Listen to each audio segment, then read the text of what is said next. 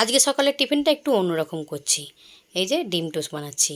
সকলেরই বানানো হয়ে গেছে। আর মামসোনা তো পেঁয়াজ খেতে চায় না, তাই মামসোনাটা পেঁয়াজ ছাড়া বানাচ্ছি। আমাদেরগুলো পেঁয়াজ দিয়ে বানিয়েছি। বাবু খাচ্ছে, এদিকে বাবুর ড্যাডিকেও খেতে দিয়ে দিয়েছি আর এইটা বানিয়ে নিই। বাড়িতে যে দাদাভাই সবজি বিক্রি করতে আসে, সে দাদাভাইয়ের কাছ থেকে সবজি নিয়ে নিয়েছি। অল্প করেই সবজি নিয়েছি। গাজরটা একটু বেশি করে নিতাম, কিন্তু গাজরটা ছিল না, তাই জন্য অল্প করে নিয়েছি। আর এই করলাটাও অল্প করেই নিয়েছি। করলা তো এরকম খেতে চায় না, সাথে একটা বেগুনও নিয়েছি। রান্নাবান্না প্রায় সব কমপ্লিট হয়ে গেছে, শাকটা হলেই হয়ে যায়। শাকটা এই যে হয়ে গেছে, এটাকে এবার নামিয়ে নেব। আর এটা হচ্ছে নোটে শাক, এখানে ডাঁটা শাকও বলে। তো সেই শাকটা দিয়ে আলু আর বেগুন দিয়ে সবজি করে নিচ্ছি। একটু শুকনো শুকনোভাবেই করছি। আর এটা নয়, ভাজা করলেও ভালো হতো, ভাজা তো সবসময় খাওয়া হয়, তাই জন্য একটু সবজি বানিয়ে নিলাম। এতে করলা দিলেও ভালো হতো, কিন্তু ওই দিদিভাই মানে এই শাকটা আমাদের যে ভাড়াটা দিদি আছে, ওই দিদিভাই দিয়েছে। তো দিদিভাই করলা খায় না, তাই জন্য করলা ছাড়াই বানিয়েছে এটা।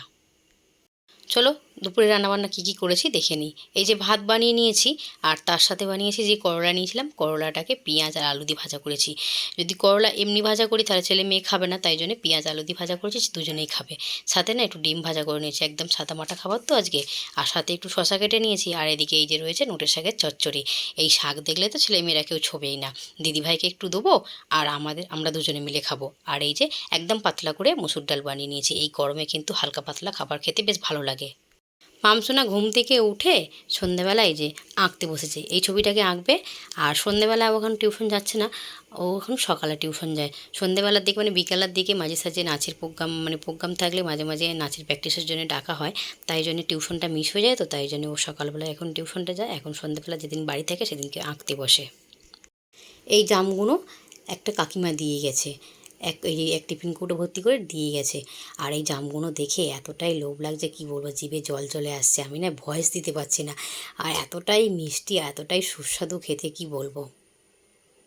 তখন তো দেখালাম মামসোনা ওইটা আঁকবে, এঁকে একদম এই যে রং করে কালার করে একদম কমপ্লিট করে ফেলেছে। বন্ধুরা কেমন হয়েছে তোমরা একটু বলো তো।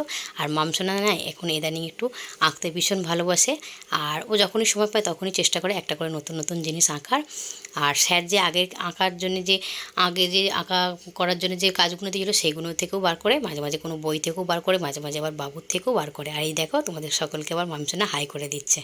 কিছু কিছু মানুষ আছে রক্তের সম্পর্ক না থাকা সত্ত্বেও কাছের আপন মানুষ হয়ে ওঠে। অনেকেই জানো, আমাদের বাড়িতে ভাড়া দেওয়ার জন্য রুম আছে। সেই রুমের মধ্যে একটা রুমে একটা দিদিভাই থাকে। দিদিভাই বাড়ি থেকে যখনই কিছু নিয়ে আসে বা বাইরে থেকে যখনই কিছু নিয়ে আসে, মামসোনাকে না দিয়ে বা আমাদেরকে কিছু না দিয়ে খায় না। দেখো এতটাই ভালোবাসে। বাড়ির টাটকা টাটকা গাছের সবজি, ফল মূল যা যা নিয়ে আসবে সবটাই আমাদেরকে দেবে, এতটাই ভালোবাসে।